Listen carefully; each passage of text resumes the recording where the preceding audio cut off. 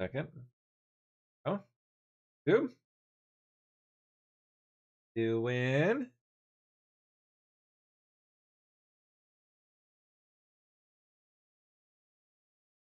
I'm gonna need it. I'm tired.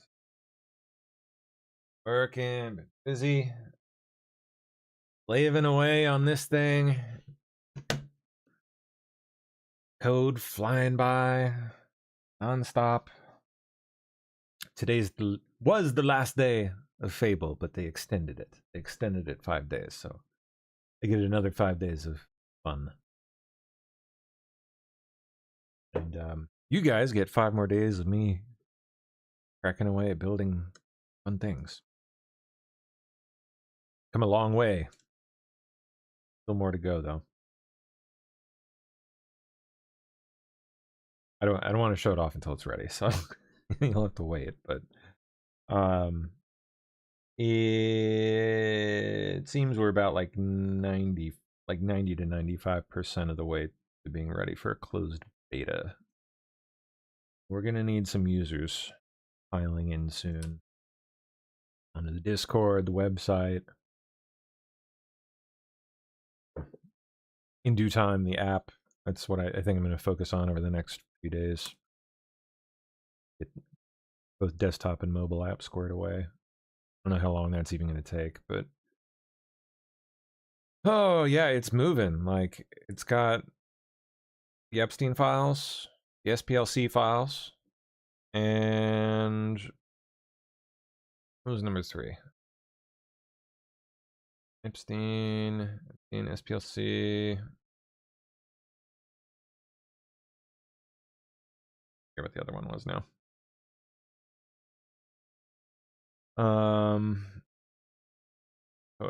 Freaking probably corruption stuff though, like Medicaid, Medicare. In fact, I think that is it. But it's got all the documents for each given case, like downloaded, processed, organized, and it's got a system built to like automatically start pulling facts and connections. Oh, you guys have no. Oh no, Facts Matter says no sound in YouTube. Oh no, you should have sound. You don't have sound. That's you. I definitely see the bar moving, so it'd be good. But yeah, it's pretty amazing, man. Like seeing it like start pulling together findings and connections, and then just like automatically pops up on the website. I don't know. I can't. I'm probably doing a terrible job of describing how cool it is, but you'll see.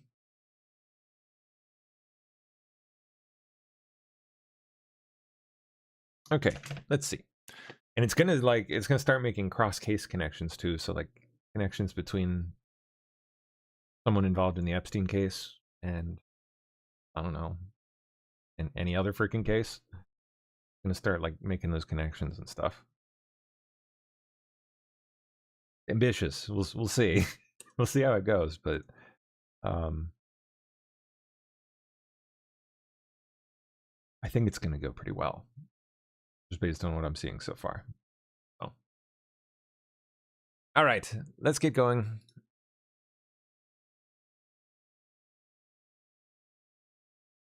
Where is my share button?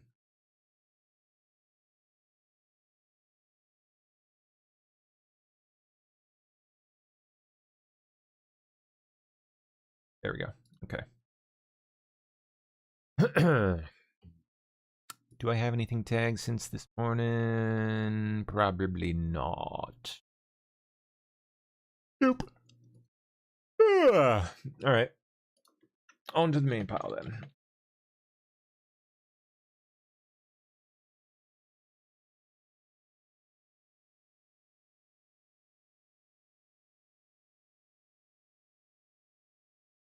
Oh no, it's yesterday. Def might be traveling today or something. Unless maybe I just didn't go back far enough. Yeah, alright.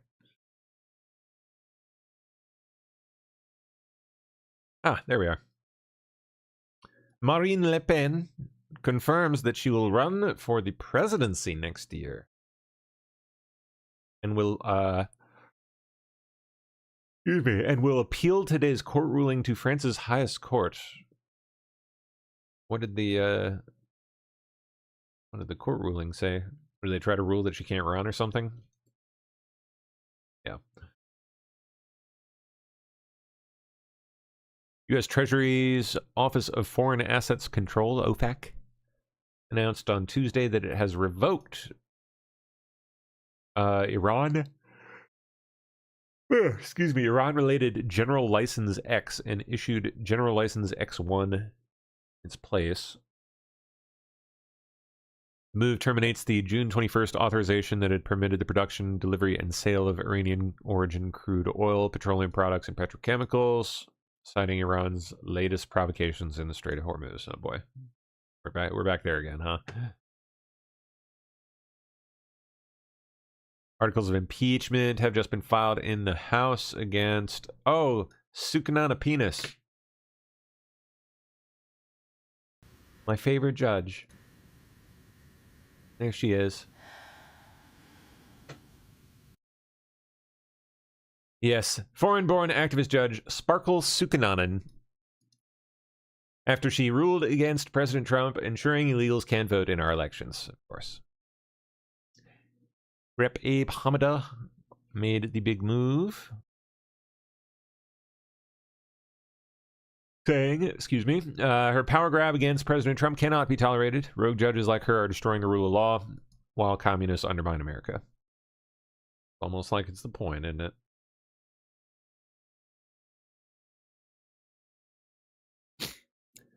Tim Burchett has sent a letter to FBI Director Kash Patel requesting the full release of all records related to Seth Rich's death. Oh, right. When there's some development on that today? Excuse me. Let's check into that. Wonder if there's been any discussion on that here. Seth Rich. Filters. Okay. Anyone mentioning it? Seth Rich back in... Yeah, really. It's live, so... Well, that's okay. We'll find it on X.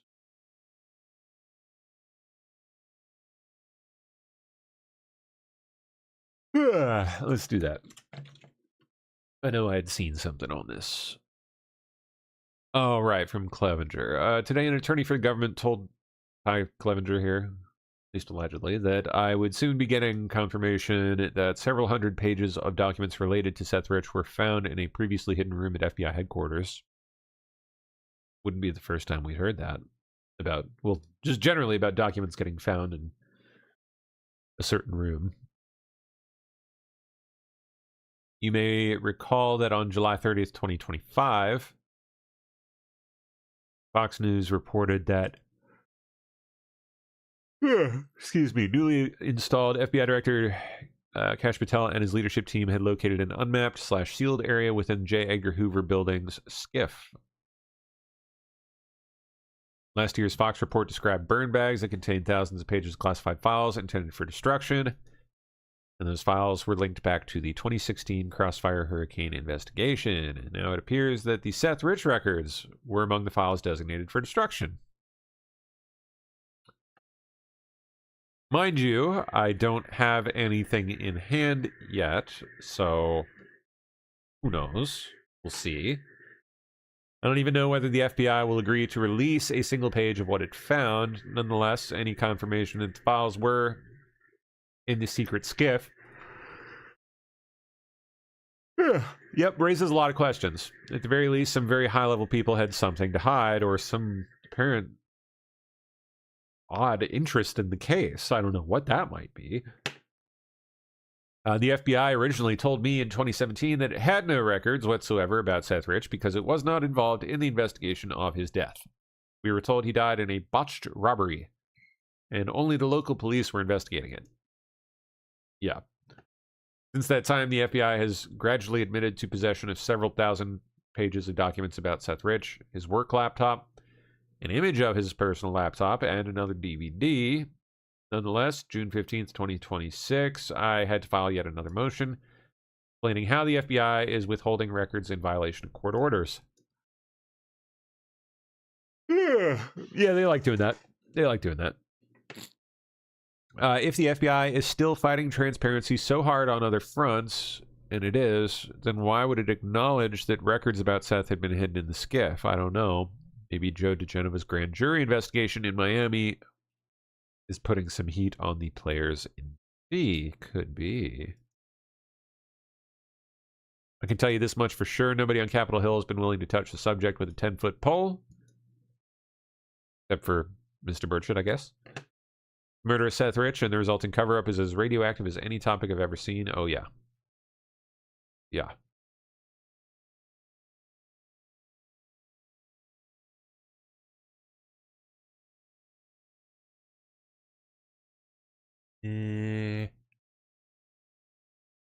Okay. Yeah, guess that about does it. Of DNC staffer Seth Rich, who was murdered last summer. A federal investigator telling Fox News that an FBI forensic report of Rich's computer showed he made contact with WikiLeaks through a former reporter and London-based WikiLeaks director, Gavin McFadden. The investigator told Fox News Rich provided McFadden with more than 44,000 emails, nearly 18,000 attachments. Oh. Rich was murdered near his D.C. home on the morning of July 10th. But his wallet, his cell phone, his watch not taken. WikiLeaks 12 days later published internal emails showing top DNC officials trading ideas on how to hurt Senator Bernie Sanders at the polls, and those emails resulting in the resignation of Debbie Wasserman Schultz, who was the chair of the DNC, and the DNC's 3 top officials because of the obvious conclusion portrayed in those emails. The stuff that you're sitting on, is an October surprise in there? Do you even know what you're sitting on? WikiLeaks never sits on material. Whistleblowers go to significant efforts to get us material, and often very significant risks. As a 27-year-old works for the DNC, who was shot in the back, murdered just 2 weeks ago for unknown reasons as he was walking down the street in Washington. So that was just a robbery, I believe, wasn't it? No, there's no finding. So what are you suggesting? What are you suggesting? I'm suggesting that our sources take risks, and they become concerned to see things occurring like that. But was he one of your sources then? I mean, we don't comment on who our sources are. But why make the suggestion about a young guy being shot in the streets of Washington? Because we have to understand how high the stakes are in the United States, and that our sources are. Our sources face serious risks. That's why they come to us, so we can protect their anonymity. But it's quite something to suggest a murder. That's basically what you're doing. Well, others have suggested that. We are investigating to understand what happened in that situation with Seth Rich. I think it is a concerning situation. There's not a conclusion yet. We wouldn't be willing to state a conclusion, but we are concerned about it. And more importantly, a variety of WikiLeaks sources are concerned when that kind of thing happens. This is a guy who is a real Bernie Sanders supporter, open Bernie Sanders supporter who worked for the DNC. The DNC absolutely rigged the primary against Bernie Sanders. He was aware of this. He was there while this was all going down. So was Donna Brazile. Everyone was aware of it. The guy got fucking murdered after he leaked information to WikiLeaks. If you don't think that's a little weird, what are you looking at? What delusional rose-colored glasses are you looking at your party from? You think you're in some Julia Roberts movie from 1990? This is real shit. They do. Some guy got killed. He was 24. They legitimately do look at their lives like that. That's DC. 4 years old. He was a young guy who was very optimistic and had this view of the world where the guy fucking wore American flag pants and shirt. There's a famous picture of him with a beer on. He's a patriot in a lot of ways. He wanted to be involved in the political process. He was very idealistic. He was probably shattered by finding out that the party that he was working for was corrupting the democratic process. And because I've said this before, I've been accused of helping Donald Trump win by really wacky people online. By pointing out all the flaws of Hillary Clinton. Like, look, man, you can't ignore that shit because you want one side to win. I've talked about all of his flaws, too. There's a lot of flawed human beings that run for president, pretty much all of them.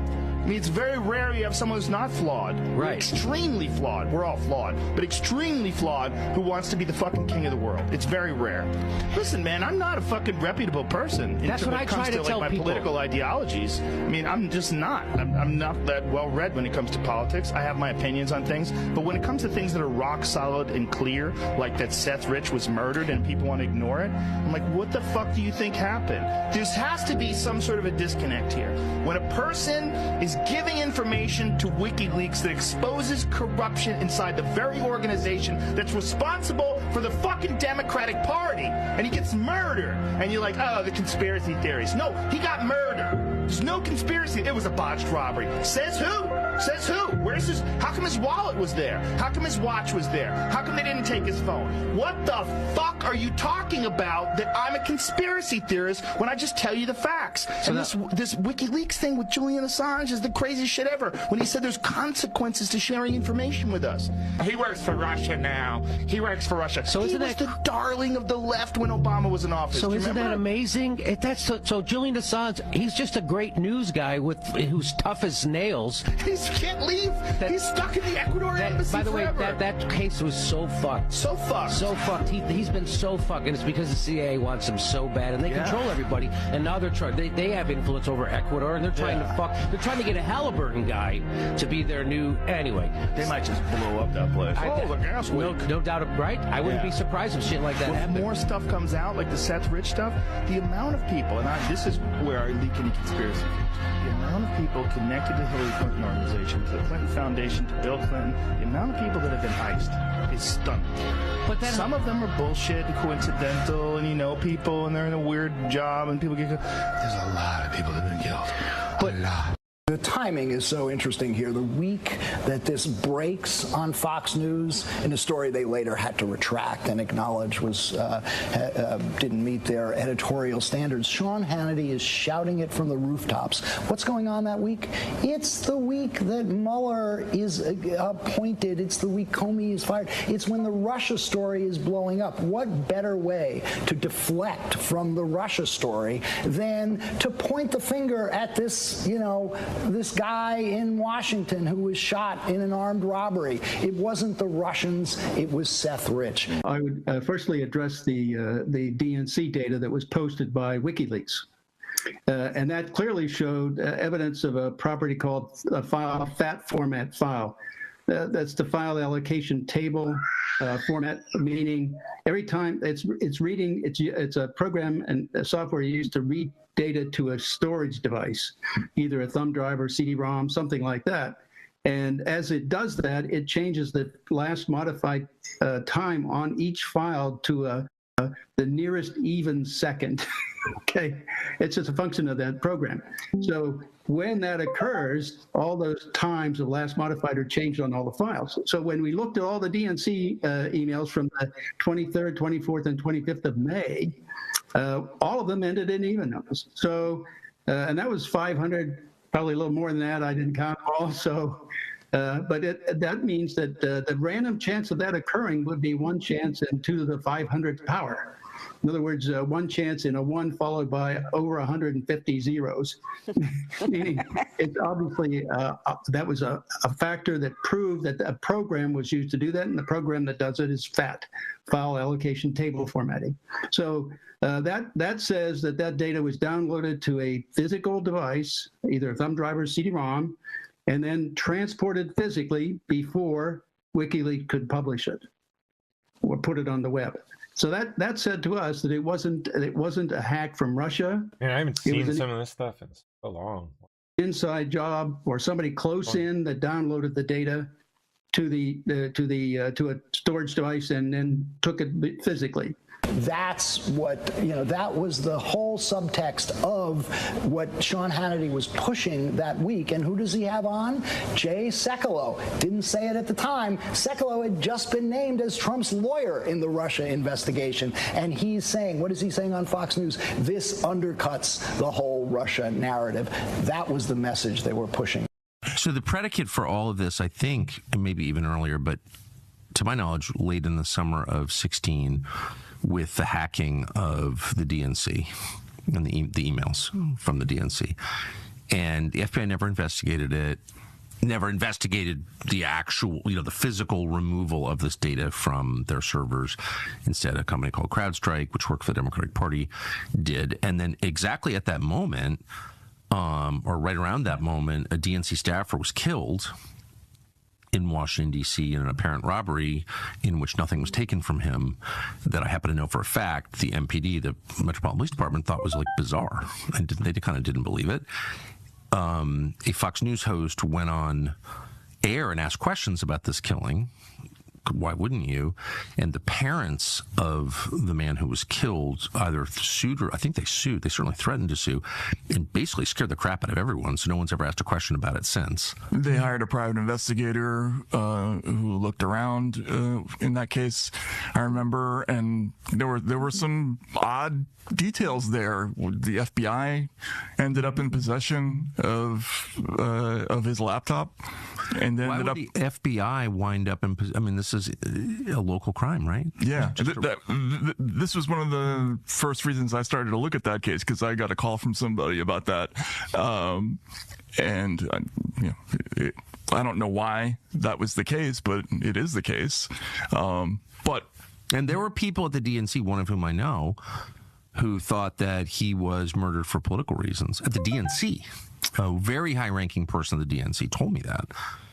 Ooh. And I probably should just say, but everyone can guess who it is who's informed on this, but I don't want to betray confidence, but I'm not making this up. And I don't know what happened, but as far as I know, not one person has looked into that in the media. No, and, even if it is just an unsolved murder of a type that they normally solve. The whole situation, that whole timeline was very strange. It doesn't really make sense. The hacking of the DNC, the bringing in of CrowdStrike, when the information was released online, they never really proved that case, but they immediately made inferences about it. And there was an incredibly sophisticated kind of public campaign to create this narrative that, upon closer examination, turns out not to be true. So we got to go back and find out what did exactly happen there. On November 1, 2016, Hillary and Bill Clinton and their entourage of assistants effected a civilian coup. In contrast to the usual concept of a coup where the military is involved and takes over the White House and communication centers, very much like the scenarios you see in a movie, this coup was done silently and very effectively through two methods: corruption and co-optation. The Clintons have been involved in co-opting our White House, our judiciary, our CIA, our Federal Bureau of Investigation, our Attorney General, Loretta Lynch, and our Director of the FBI, James Comey, for some time now. What they've done is to make sure that they were part and parcel of a group of people who were interrelated through political cronyism. However, in order to stop this coup, we in the intelligence community and others involved have informally gotten together, and with their permission, I am beginning to announce that we've initiated a counter coup through Julian Assange and WikiLeaks. I remember this guy talking so much shit, man. Oh my goodness. What has happened in effect... I don't know how much of what he's saying here can be, well, what he personally is saying can be believed. But when Comey had to open up the case of Hillary Clinton and discuss the emails that were involved. I think, unfortunately, this stuff just attracts people that see the opportunity to rake in attention and have no one call them on it, basically, because who can? With the Anthony Weiner case. Unfortunate, because this is like clearly, especially the longer this all goes on, it's going to end up being one of the most important events in recent living memory. It was not the case itself that was as important as the fact that this was the entree for many of us in the counter coup to say to the administration, we have your number. Not only do we have your number, we're going to stop you from making Hillary the president of the United States. And at the same time, we will convict and indict the president of the United States, Loretta Lynch, and many others who were involved in the... But hey, it's been a while since I listened to the guy. It's pretty hard to deny that that's where this is heading pretty quickly. Loretta Lynch and many others who were involved in the cover-up of the massive corruption that occurred under the Clinton Foundation. Now, in both cases, I'm just like, so I think like automatically inclined to like disbelieve someone that runs their mouth like this. Was silent. But I just shut it down. And our counter coup was silent. No. It was all transgressed or occurred on the internet. And this is probably the first time in the history of any country where a coup was initiated through the internet and a counter coup was initiated through the internet. I am just a small part of something far bigger than myself. It was the brave men and women who were in the FBI, the CIA, the Director of Intelligence, the military intelligence, and men and women in 15 other intelligence organizations who were sick and tired of seeing this corruption in the White House, in the Justice Department, and in the intelligence system. And we decided that there was something we had to do in order to save the Republic. So we initiated a counter coup through Julian Assange, who's been very brave and really quite formidable in his ability to come forth and provide all the necessary emails that we gave to him in order to undermine Hillary and Bill Clinton. Again, America, we're going through a major, major transition and, quite frankly, a second American Revolution. We do not have guns. We do not have weapons. We do not intend to kill anybody. We do not intend to harm anybody.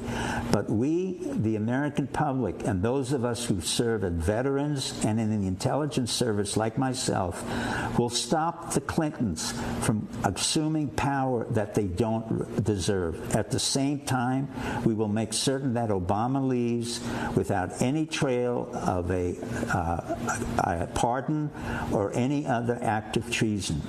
In effect, we want a peaceful transition in this great American republic.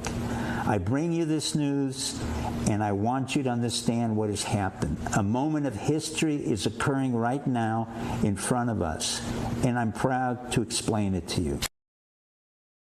Interesting. I don't know what the source of that, like what the occasion was for him speaking there, but interesting. All right. Let's go. Oh, Ben's talking about Seth Rich a year ago.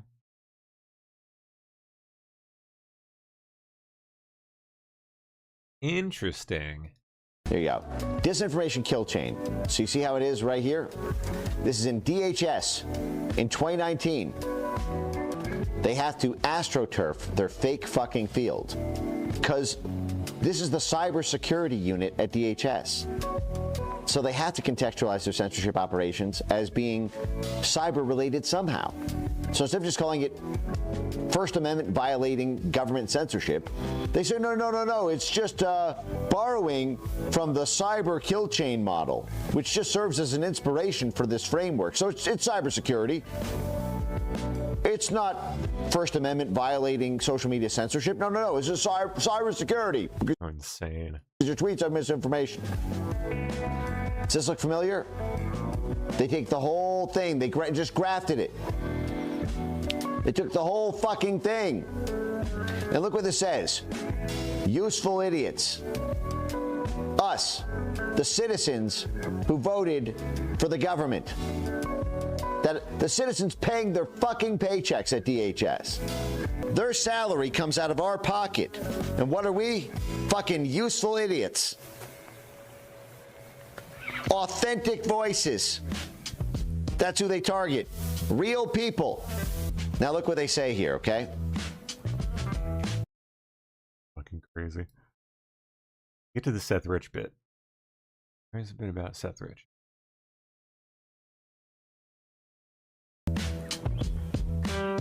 Okay?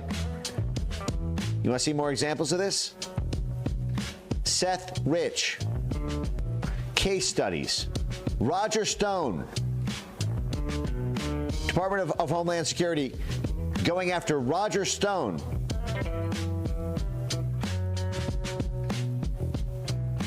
For questioning what happened with the death of Seth Rich.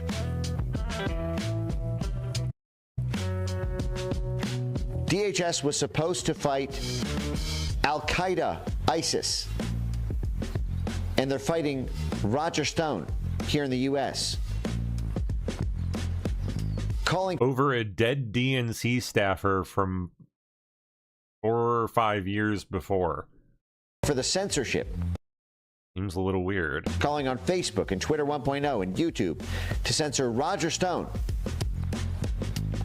That Roger Stone is on the disinformation kill chain because he thinks Seth Rich may have been murdered for potentially being the source of the WikiLeaks. Will we finally get the goods after all this time? Hope so.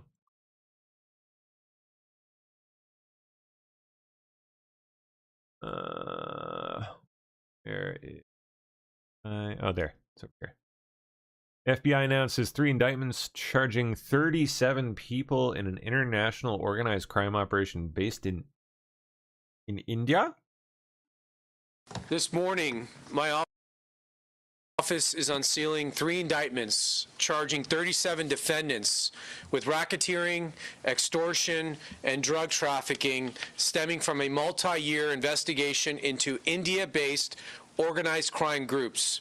As interesting. Okay. part of today's takedown, law enforcement has arrested approximately 24 defendants across the United States, Canada, and Europe, and we've executed 42 search warrants within the Central District of California and the Eastern District of California. These criminal organizations have engaged in widespread violence, including targeted killings, extortions, and kidnappings. The organizations have flooded communities around the country with massive quantities of cocaine and methamphetamine. This is just a small sample of their product here. The organizations have preyed in particular on communities in the United States and Canada with ties to India and routinely extorted these individuals and their family members in India by threatening them with physical harm and death. The 3 indictments target 3 separate criminal gangs, including high-level leaders who directed from abroad violence and drug trafficking in the United States. And you can see this is a international drug and organized crime operation, and you'll see some of the countries here that are implicated in today's indictments. The 3 indictments, again, we have 3 indictments. 15 of the defendants in the United States are in the United States here illegally. One of the defendants, Gurdev Singh, even attempted to extort victims while he was in ICE custody. The first indictment is against the Lawrence Bishnoi Organized Crime Group, an international crime gang consisting of thousands of members worldwide, and charges 9 defendants. It is led from India by the lead defendant, Lawrence Bishnoi. 7 of the defendants, including the organization's figurehead, the gang's North American leader, Goldie Brar, and the gang's European leader, Rot Godara, are charged with racketeering conspiracy. The charges set forth in the indictment include allegations that Lawrence Bishnoi and Goldie Brar directed the 2023 assassination of a prominent Sikh leader in Canada, identified by his initials HSN. Oh, I think I remember that. In the indictment. The gang used this assassination and other high-profile acts of violence to terrorize Sikh and other Indian communities, and they used acts of violence to legitimize and bolster widespread extortion schemes. The indictment also charges Bishnoi, Brar, and others with trafficking cocaine and methamphetamine in the LA area, including by stealing hundreds of pounds of drugs from rival drug trafficking groups. The second indictment charges 17 defendants alleged to be members or associates of the Jagu Bhagwanpuria organized crime group. Like defendant Bishnoi, defendant Bhagwanpuria led this international gang from a jail cell in India. As part of the racketeering and extortion charges, the indictment spells out how, among other things, this gang would partner with corrupt law enforcement officials in India to falsely accuse enemies of crimes within India. One of the defendants, Gunderpreet Singh, is a police chief in India charged with attempting to extort victims here in Los Angeles by threatening to file a false murder charge against them in India. This organization engaged also in drug trafficking in the LA area. The gang's leader, defendant Bhagwanpuria, personally directed the transportation and distribution of large loads of cocaine within California from his jail in India. He'll be coming to our jails here soon, hopefully in the next few weeks. Finally, the third indictment charges 11 defendants with various drug trafficking charges. The organization targeted in this indictment would use commercial semi-trucks to move hundreds of pounds of cocaine and methamphetamine each week across the United States and into Canada for other drug trafficking organizations. The indictment charges the Canadian leader of the organization, Ravindir Singh Danda, together with his lieutenants. Defendant Danda is facing a mandatory minimum of life imprisonment for his role in leading this massive drug trafficking operation. Working together, law enforcement across multiple continents took a major step towards stopping 3 transnational organized crime groups that murder, maim, extort, and traffic drugs, leaving trails of pain and devastation in their wake. We will use the full weight and power of the United States federal government to identify, target, and dismantle these organized crime groups who prey on American communities. We are not going to allow anyone to engage in violent activities on American soil, especially those that are here unlawfully in our country.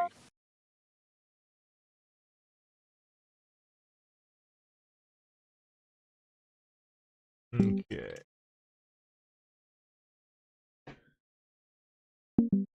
Indian crime gangs. I guess we gotta go back further. I missed some earlier stuff, I guess. Oh no.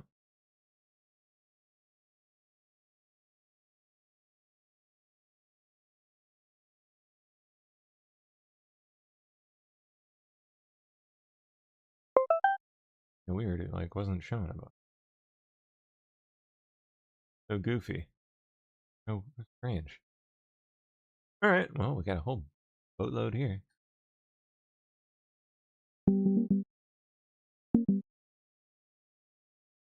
Okay, let's start We got Secret Service roll up to GW Hospital. Oh, Mitch McConnell, yeah. All right, everyone. Oh, so wait, allegedly John Thune has spoken with him, so he's in speaking condition. And he's going to resign. Okay, Thune spoke with McConnell yesterday by phone. They had a lengthy and substantive conversation that covered a variety of topics, including national security. Yeah. McConnell was fully engaged and is eager to get back to the Senate. You've got to be fucking kidding me. Is this a joke? Fully engaged? That motherfucker has not been fully engaged since probably like 2005.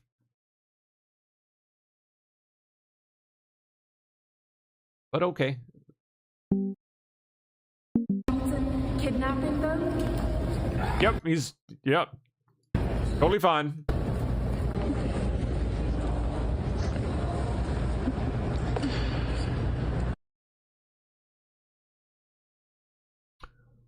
Oh, that's interesting. Klaus Schwab filed a criminal complaint in Geneva saying he discovered a listening device in his home office. A listening device, you say? I wonder who put it there. I mean, who would have had access to begin with? Who would have been able to get access to begin with? Who would have been able to get access to someone with access? I don't know.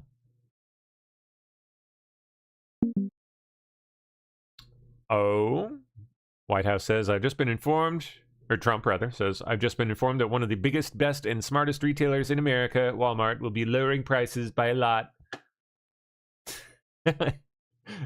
Cool, okay. Nice, dropping the price for a pound of ground beef by almost 15%. Honk, good. Announcing a new round of price reductions, lowering the cost of everything from fresh beef to summer clothing and toys. One of the biggest cuts, Walmart's ground beef roll, now priced down 14% to less than $6 a pound. The company also cutting prices on private label items like Great Value ice cream and disposable paper plates, along with select products from consumer giants including Coca-Cola, Pepsi, and Frito-Lay's.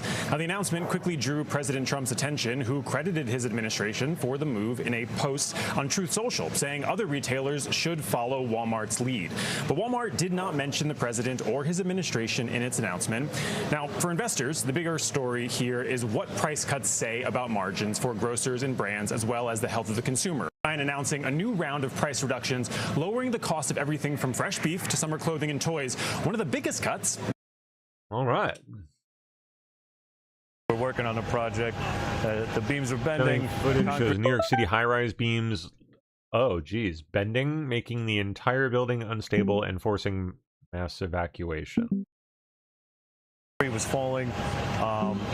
Walls were collapsing. So I cover the east side of Manhattan for Steam Fitters Local 638. So I came over, make sure not only our members, but every construction worker on site was out. Yo, what are you doing taking cell phone video? Get the fuck out of there. The job.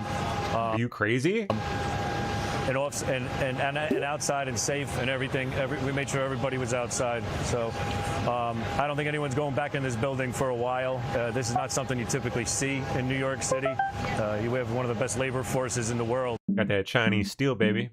So to have a building have steel bending while it's under construction, to me, it's a lack of vetting your contractors. To me, it's a lack of not picking safety over profits. Wow, that is quite a statement coming from you, Cliff. This is Jillian. When you arrived on scene this morning, what was your top tier, most urgent priority? The most urgent priority is to get every construction worker out of that site and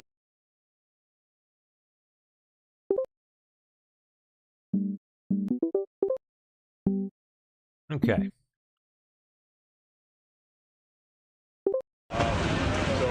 Oh, it's the same, bro. All right, we'll keep going. Welcome back. Tracking a developing situation out of New York City right now, specifically Midtown East Side, where a 38-story building under construction, according to the FDNY, is apparently failing. Bricks have been seen falling off of it. Multiple columns have been seen buckling. They're reporting that floors are sagging between floors 21 and 26 of this building under construction. So they're keeping an eye on this. They're reporting that they've got 40 of their FDNY units on scene right now, with over 100 firefighters and EMS responding to this. This apparently used to be the old Pfizer building. Again, 38-story building under construction, bricks seen falling off of it, at least 2 columns seen buckling, and multiple floors sagging. That's all we know right now, but the FDNY says they do expect to have a press conference sometime after 11:30 this morning, maybe within the next 15 to 20 minutes or so. So we will, of course, keep tabs on this and keep you updated on that concerning situation with that building there. Okay.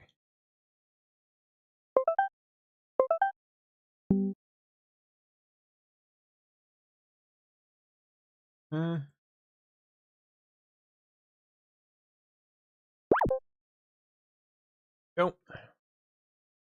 Zoltan Mamdani demands that Graham Plattner quit the Senate race. So what's happened with this again? What's the latest allegation? What did he do? Oh, he R'd a woman back in 2021. Another one.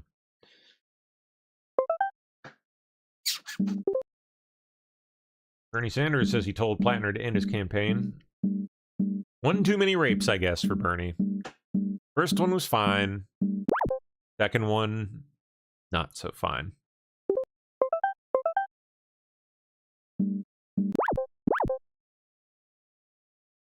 Welcome back. This morning, we've been covering the growing calls for Maine Democratic Senate candidate Graham Plattner to drop out of the race after a woman accused him of sexually assaulting her. Oh my gosh, I just realized my bot's been burping back here for like the entire show. Pipe down, you. All right. The woman detailed her allegations to Politico in a series of 3 interviews over the past 2 weeks. Now, Graham denies the allegations, calling them, quote, troubling, serious, and false. Still, top Democrats who backed Plattner through a number of previous controversies during his campaign have now begun rescinding their endorsements. Meanwhile, last night, former House Speaker Kevin McCarthy suggested Republicans are different and would never cozy up to a candidate who faced accusations of sex. Oh boy, oh boy, oh boy. Is this where they screech about Trump and that crazy lady? Yeah, it is. Breaking news, this just in moments ago, we brought this up, but now Oh, Tyler Robinson hearing. What's going on here? Senator Bernie Sanders releasing the following statement. Oh, no, they're moving away from that to announce Graham Plattner sucking. On the Maine U.S. Senate race, I've spoken with Graham Plattner about the best path forward for Maine. In light of these very serious allegations, I have recommended that he step aside. You know, when you look at this, Leslie, I read in Punchbowl this morning, party leaders believe Plattner will drop out of the race as soon as today. Oh, yeah. He's toast. Bye-bye. Virginia Democrat Elaine Luria says the accusations against Graham Plattner are a shiny new thing to scare people. I'm singularly focused on this district, the message of what's important to people here in Virginia's 2nd congressional. Just ignore the rape, my friends. District, and they're always going to try to find a boogeyman and tie, the Democrat to whatever shiny new thing is going to scare people. But the truth is I have a proven record in Congress, and I'm focused on listening to, supporting, and then representing those people across this district. Yeah. Okay. The worst part of this is that they knew all this and they went ahead with them. Oh yeah, you think any of these people didn't know? They knew. I think that's the real problem. I think Senator Fetterman expressed it well last night. He has no sympathy for this guy and for the decisions that led to making him the nominee. Oh, feds confront so-called ghost student scammers. Good. Students breaking in cash, man. These are alleged scammers who enroll in college in order to steal financial aid. David Spunts on that, Washington, D.C. How big of an issue is this? David. Well, Bill, and they have no intention of actually getting a degree from the anti-fraud task force run out of the White House to the fraud unit inside the DOJ. Stopping fraud is a priority for the administration. Today, Education Department officials will get their turn in the spotlight. The Office of Inspector General is confronting the problem at the Higher Education Fraud Summit going on now. The problem the department is trying to combat, as you mentioned, the ghost students, the students who enroll only to steal financial aid with no intention of actually getting a degree. It's costing taxpayers tens of millions, if not more. Artificial intelligence, of course, AI, only accelerating the schemes by making them harder to detect. It's making the fraud more sophisticated and quick. But education leaders promised, Bill, that they are working to stop this alleged fraud. Education Secretary Linda McMahon was brought in to eventually close down the Education Department, giving the responsibilities back to the states. And while she's slowly closing down the department, there is much work to be done, she says. Watch. Well, case in point, I should say, the free application. Probably by the end of this calendar year, we would have saved about $2 billion. Wow. That's a lot of money. And I serve on the Vice President's a fraud task force. Right. Every agency is charged with finding fraud, and we're all working incredibly hard to save taxpayer dollars.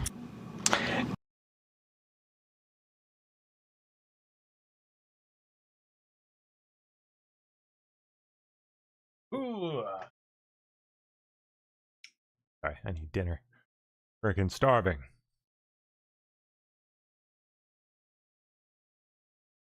Oh, some stuff from the trial. Let's see. Go ahead. From my viewing and seeing Mr. Robinson on the video, it's the same person. He's noticeably wearing different clothing. He is wearing different clothing, and he also is walking with a gait or a limp in this video.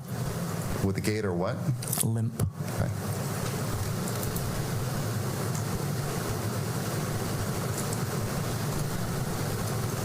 Now what do we see? This is Mr. Robinson coming up the stairs of the parking structure. Again, he seems to be having issues walking.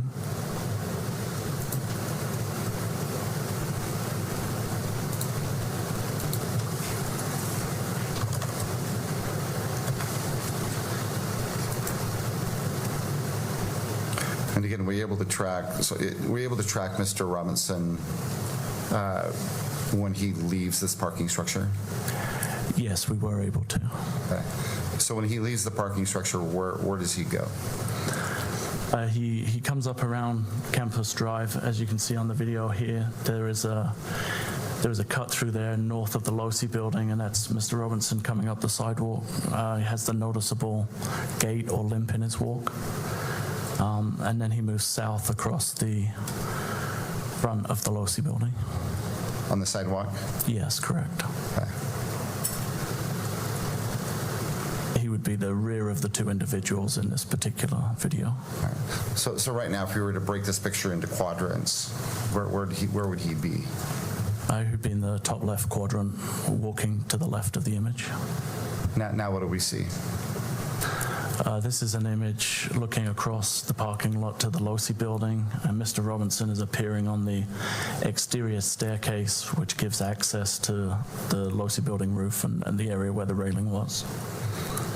And again, let's break that image into quadrants. Where would he be located if you broke it into quadrants? It's in the top right, and the individual can be seen moving under the notations that are on the video. Okay.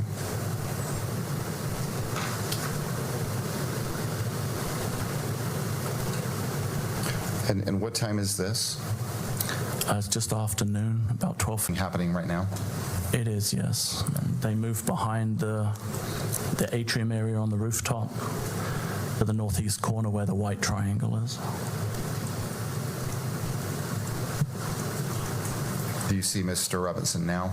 I do, yes. He's just arriving at the corner of the building, the almost top center of the image.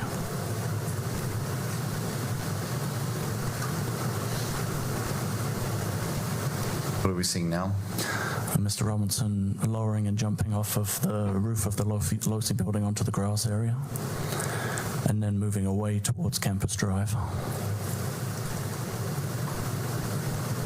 appears to be carrying some kind of an object in his hand at this time.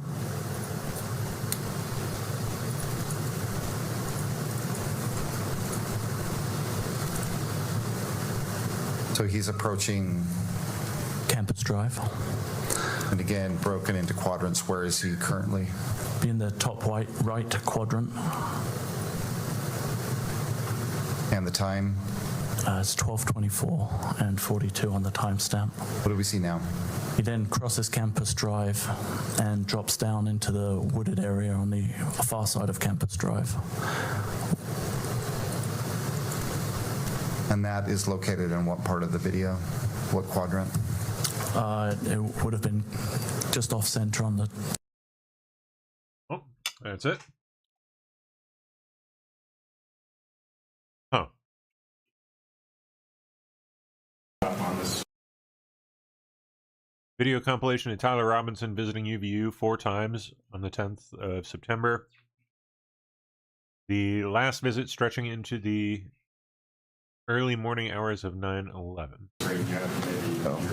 Let's go ahead and put it on all screens. No, I appreciate it. Is so it is admitted and may be published to the screens. And just want to make sure it's on your screen, Agent. All right. All right. Mr. Sturgill, you may proceed. Appreciate that, Judge. Thank you. Go ahead. Okay, what are we seeing here, Agent Hall? That's the vehicle that is believed to belong to Mr. Robinson arriving in the parking garage on campus. At what time in the morning? What time of the day? It's approximately 8:30 in the morning on September 10th, 2025. And what leads you to believe that this particular vehicle belongs to Mr. Robinson? Information that was provided regards to driver's license and Department of Motor Vehicle records. The vehicle fits the description of a vehicle owned by Mr. Robinson. Is there anything unique about that vehicle that stands out to you? The shape of the vehicle is very distinct, but predominantly the wheels were very distinctive on this version of the vehicle. Now what do we see? The driver of the vehicle exits the vehicle and then walks on foot to exit the parking garage. It's the individual in the red T-shirt and the shorts and the shoes. And do you believe you recognize who that person is? Yes. Who is that? I believe that's Tyler Robinson. All right, and where does he go from there? He heads out of the parking garage on foot into the campus and actually goes to the quad area of the campus. At that time, he makes contact with some representatives from TPUSA. By quad area? Sorry, the amphitheater is what I previously referred it to. All right. So he goes up on campus, visits the amphitheater area, the courtyard or quad. Correct. And then what do we see here now? He returns on foot back to the same vehicle. And what time is he returning back to the vehicle? It's about 9:25 a.m.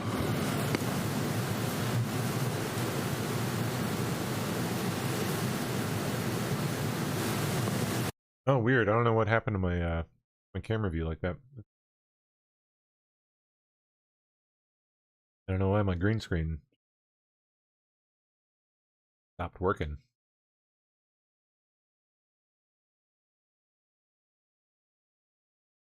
Interesting.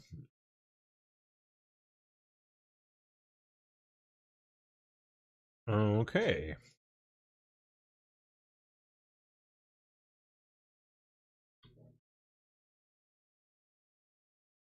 Definitely strange.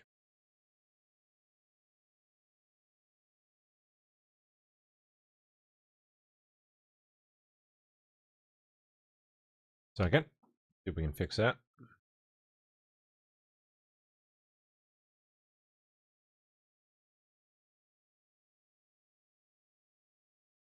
Okay.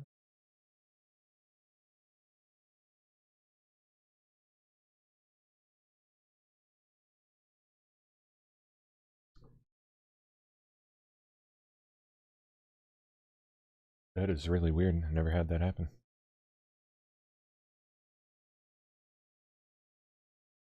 And try updating.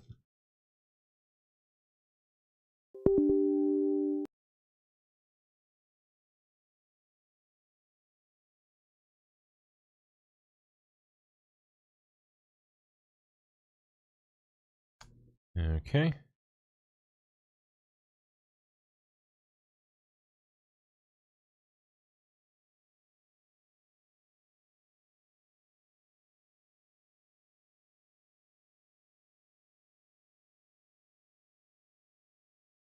Continue.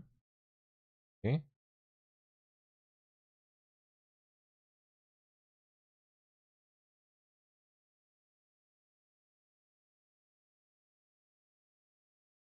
Oh my goodness gracious.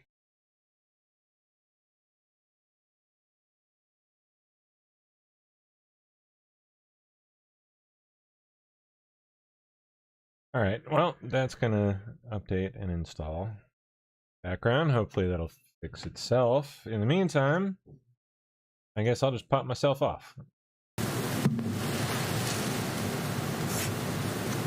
This is quite a long one. The neighborhood The amp was the that he did previously on foot. And this Robinson returning to the campus on foot from the neighborhood to the northeast. You can see he's wearing the same clothing as in the previous video. And he's carrying a blue backpack. Describe the clothing. It's a maroon colored t-shirt with gray or olive colored shorts and then Converse shoes. And what time did he return to campus? Just after 10 a.m. And does he leave the parking structure eventually? He does, yes. Okay. And during this visit, do you know where he goes after he leaves the parking structure? Yes, we were able to track his movements on campus. He went to Chick-fil-A in the Sorensen building and purchased some food, sat and ate the food. Then, I'm sorry. Where did he purchase the food from? Chick-fil-A in the Sorensen Center. And where is that in relation to the amphitheater or the courtyard? It's kind of on the northeast side of the amphitheater. It would be on the upper back edge of the amphitheater, furthest away from where the tent was that Mr. Koch was in. And from there, where does he go? From there, he moves across campus, out across Campus Drive into a wooded area on what would be kind of the northeast side of Campus Drive. Then returns back onto campus. We noticed at this point that he's no longer carrying the backpack that he was originally wearing. He moves through the Gunther building and the computer science building. And then I'm sorry? And then goes where? Then goes across to the railing that gives access to the roof of the Losi building. And from there? From there, he comes back down the stairs and walks off campus from that point. And about what time was that he left campus that second time? Do you know? I believe it was approximately 11 a.m. or just after, if I recall. I could verify from my notes if you need an exact time. Yeah, if you don't mind. That'll help you remember, refer to it. Don't read it out loud. Just let me know when you've had a chance to look at that, would you?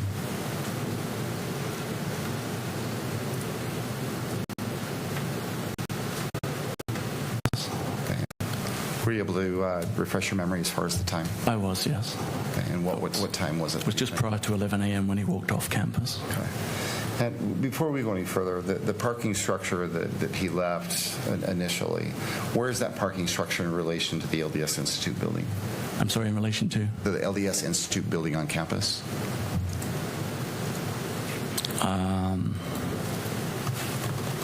I think it would be just to the north of the LDS Institute building, if I recall. Do you recall whether it was adjacent to the LDS Institute? Yes, it is. Okay.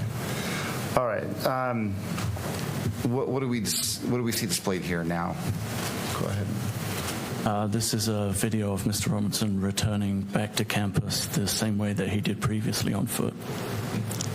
And this takes just a moment.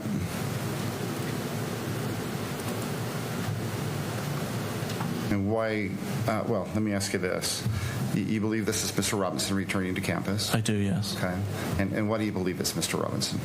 The shoes are the same, and the images that we have are from my viewing and seeing Mr. Robinson on the video, it's the same person.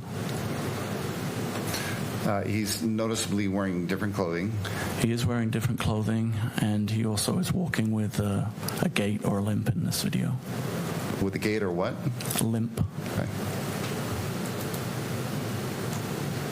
Limp, and he also is walking with a gait or a limp in this video. With a gait or what? A limp. Okay. Walking with Noticeably Tell me again. wearing different clothing. He is wearing different clothing, and he also is walking with a gait or a limp in this video. With a gait or what? A limp. Okay.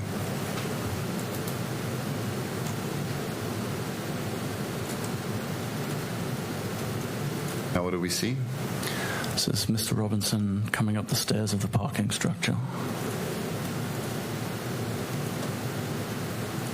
Again, he seems to be having issues walking.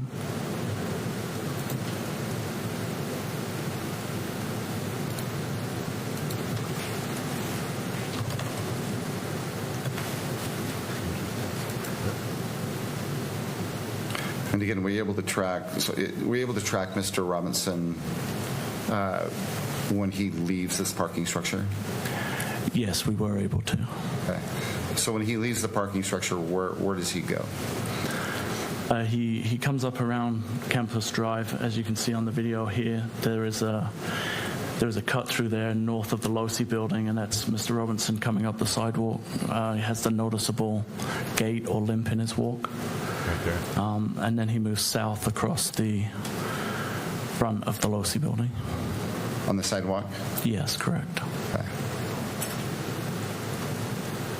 He would be the rear of the two individuals in this particular video. All right. So right now, if you were to break this picture into quadrants, where would he be? He'd be in the top left quadrant, walking to the left of the image. Now what do we see?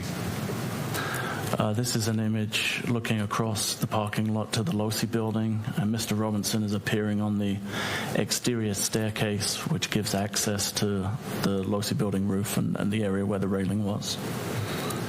And again, let's break that image into quadrants. Where would he be located if you broke it into quadrants? It's in the top right, and the individual can be seen moving under the notations that are on the video. Okay.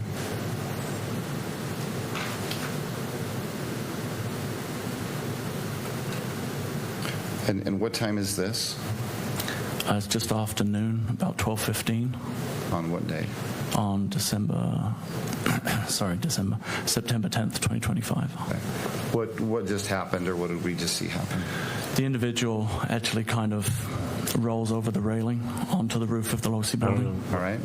I don't know where I'm supposed to be looking here. Oh, right up there.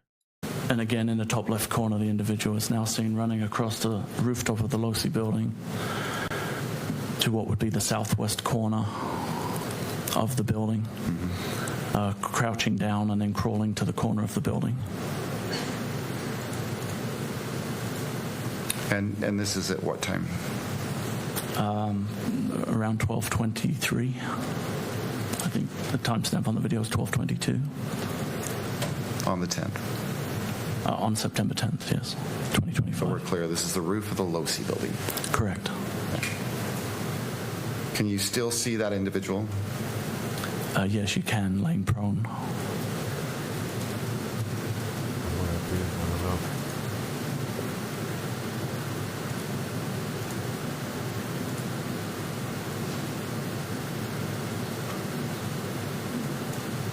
You believe this to be Mr. Robinson? I'm sorry? You believe this to be Mr. Robinson? I do. How do you mishear that? Yes. And how long is he out there on the edge of the building? Just until the reported shot was fired at 12:23 and 28. The individual that fast, huh? Then stands up and then moves across the building to the north. Is that what we're seeing happening right now? It is, yes. They move behind the atrium area on the rooftop to the northeast. Well, that didn't fix it. Man, business. Not very nice.